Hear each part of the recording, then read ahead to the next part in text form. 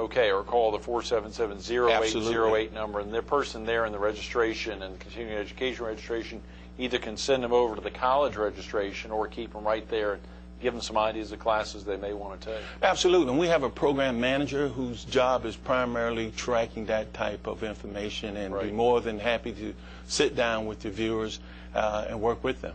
You know, I saw in reviewing some notes, CEU kept popping up. What is a CEU, Greg? CEU, Greg, is a continuing education unit, not to be confused with college credit. Okay. The CEU is a means of documenting a person continuing education activities over a period of years. Okay. So we can have some type of record. And a CEU, for every one CEU, it is equivalent to 10 hours of instruction. So if you have 30 hours of 30 CEUs, you'll have 300 hours of instruction. Right, right. Okay, that's good to know. My next-door neighbor had mentioned that without a college degree, she didn't know if she could take classes at Horry-Georgetown Tech's in continuing education.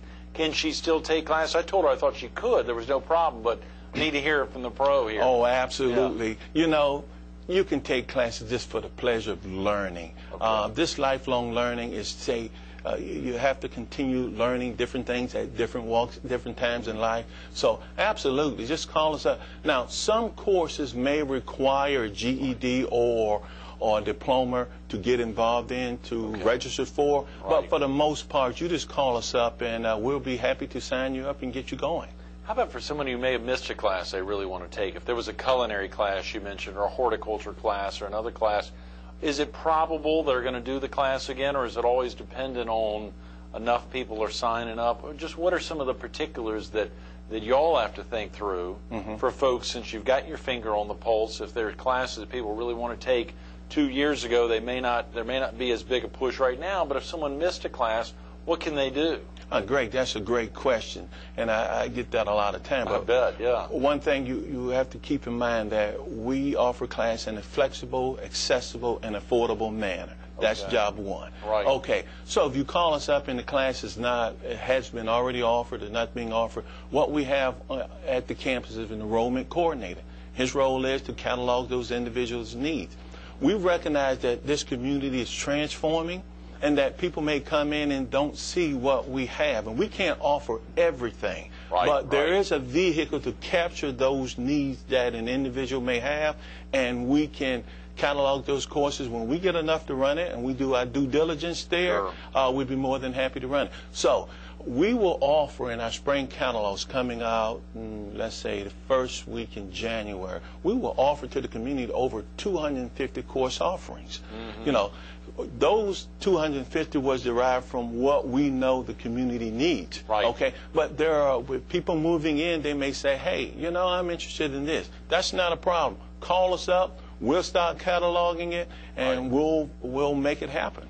That dovetails real well into that idea, as you say. If you don't see it in the catalog, who should a viewer call? Should they call this same number, the 477-0808, or is there a different number or a different person for them to call to say, this is hot stuff. You guys need to be doing that. This is not only of interest to me, but 3 of my neighbors over here, and we'll all commit to sign up for this class. How many? What's the minimum number of folks oftentimes? Is there a minimum number that you need for a class to be essentially charted down the road to go ahead and get committed to doing?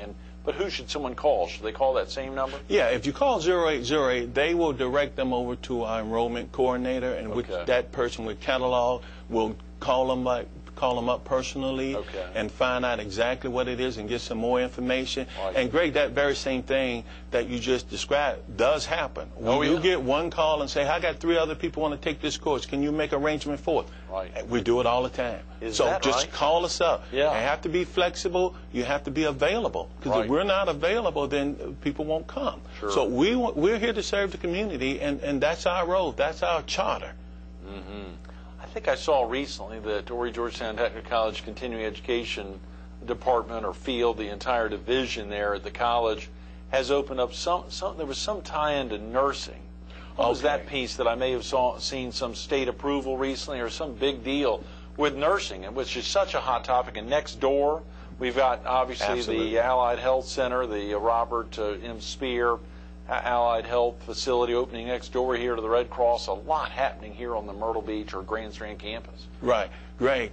The medical community has been knocking on our doors for years now and say, hey, you know, to maintain our certification, we would have to go to Greenville, Columbia, Charleston to get needed contact hours. And we would love to do it here locally. And therefore, we have recently been approved by the South Carolina Nurses Association to offer contact hours here locally. And so that's been a response to a community needs. Right. That certification took us over 1 year to apply to get it. So we just got it in June, but already we're offering courses. We're already having people from the medical community coming here locally to take these courses. And so that's what I'm talking about, being responsive to the community, keeping our hands on the community pulse. So that is working, and I'm delighted that we're able to offer that to the local community, to that medical group. Absolutely, Greg. We got about 5 minutes. There's so many things I think viewers would want to know right now. One thing I think, there was something about registered apprenticeships that, again, another example. That's been a real statewide push, an initiative for registered apprenticeship, I believe. How is that tied into Horry-Georgetown Tech? Have they had the ability to recognize the importance of that? Greg, that's a great question you just asked. I mean, you've been asking some great questions. I like it. Morning. Well, no, you helped out a little bit, Greg. I'd like to take credit for that. Our producer, Sherry Harms, goes out of her way to make sure that I'm prepped, so I'll look good sitting here. But I think you obviously helped work with her on that. Thank you. Well, you're looking real good. How about my tie? I'm wearing pink today. You've got a good-looking tie on. Let me tell you about the Registered Apprenticeship Program. Yeah. The Registered Apprenticeship Program is a nationwide system that combines on-the-job training with relevant technical and theoretical classroom instruction in highly skilled occupation. Okay. Example, electrical, plumbing, mechanical. Okay. Now, Greg, keep in mind, the baby boomers are coming into retirement. Right. Those skill sets in this state, we're hemorrhaging. Let me give you some numbers to relate to this. Florida have 17,000 apprentices participating in their state. Georgia have about 15,000. North Carolina have 12,000 apprenticeship. Tennessee have about 15,000. State of South Carolina, 800. Oh, come on. That's it, 800. No way. Right. Now, to become an apprenticeship, we are Department of Labor approved. In electrical, we have a program going on right now with the college. We have about 30-some electrical apprentices participating. Right. We have a plumbing apprenticeship program. We just started back in September. We have about 10 to 12. In January, we will bring on HVAC. We also, in January, we'll bring on carpentry. So the apprenticeship program, and the purpose of the apprenticeship program is to allow the employers to develop and apply industry standard to training. Right. Therefore, increasing productivity and better preparing their workers. So the state of South Carolina also, Greg, let me just bring this to your attention. There's a tax incentive now to get the employer to participate. Right. So call us up. We'll be more than happy to work with the local employers. We already have some on board, but we're looking to expand the apprenticeship program. Like I shared with you earlier, the numbers are there. Right. Guys, we got to get moving in the registered apprenticeship program. Well, you know, and I'm glad you highlighted that. And you highlighted earlier in the interview, obviously, how competitive it can be in the marketplace, Greg. Yes. And a lot of folks, they may know they need those classes, but they're very anxious by the fact they may not have the financial aid, the financial ability to come after hours, after a long day at work, and then spend more money so they can be more competitive. I mean, so they can actually get out there and move up the ranks a little bit. How does someone pay for continuing education classes? Greg, President Wilson have also made it very clear to us, your ability to move up or be able to gain access to higher learning should never be hindered by financial reason. Okay. We do have within continuing education through our foundation, we have resources available to those individuals who could demonstrate a need. So there are resources available within the continuing education division, as well. You know, lottery tuition assistance is available for those who want to go on the credit side. Sure. But you know, I'm somewhat disturbed with the individuals say, I could better myself if I can take a class. I said, come on, let's reason together. Right. We can make things happen. Yeah, we will get you into some class. Absolutely. And of course, oftentimes, folks who think they want to take continuing education may be just as well suited for actual credit courses where Absolutely. they can get the lottery assistance. And that's part of the advisement process that we will go through with those individuals who come our way. We just got a minute, Greg. What is the fast track to success? What is that? I know that's really been a push. Obviously, we've heard a lot about it.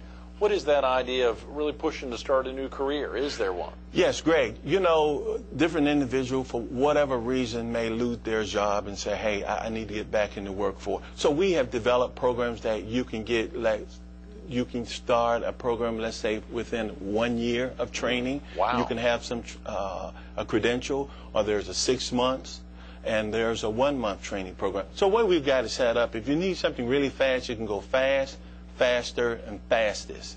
And some of the programs we offer in our fastest, like 1 month or less, truck driving, culinary. Horry-Georgetown Tech would do that. Yes. Wow. Okay. Yes. Culinary. So for whatever reason, you may lose your job and say, I don't have a year to train. I just need something in 30 days. We have programs for you. Someone can actually get their truck driver's license in that short amount of time? Less than 30 days. Real estate, less than 30 days. That's tremendous. Absolutely. That is tremendous, Greg. What do you think keeps driving you? Is that idea that essentially the degree you got there in college of making a difference in other people's lives? I mean, what is it that's really driving you? That would be my motto, to make a difference in other people's lives. But let me share this with you, Greg. There have been a lot of television personalities who got their start in community college. You can get there starting here.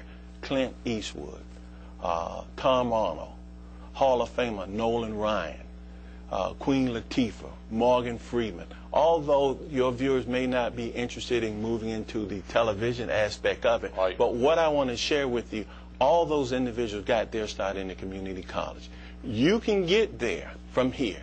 You just got to make the effort, and we'll be more than happy to work with you. Those are great words, Greg. Thanks so you. much for being with us this Thank morning. you. I'm sorry we've run out of time. Okay, Greg. Enjoy being here. Absolutely. Stay tuned to more Carolina People with Greg Mitchell, the Vice President for Continuing Education and Workforce Development and the Provost of Horry-Georgetown Technical College's Myrtle Beach campus. Coming up next. You know, you may not have gotten any L's on your report card. I like these L's. I got a couple F's, maybe a couple A's, but how about these? Just take the time to write these 9 words down. Available to all adults, 3 A's. Affordable, accessible, 2 more A's. How about this F? How about this F? Flexible. And then lifelong learning, those 2 L's there. Take the time to learn more about Horry-Georgetown Technical College's commitment to continuing education, to workforce development, and to the community. You heard Greg talking about being right on the pulse of the community. He's for real. This is serious stuff. hgtc.edu, hgtc.edu, or pick up the phone, 843-477-0808. Take the time. You heard him say it. You can get there from here, but you got to get started. Get started now.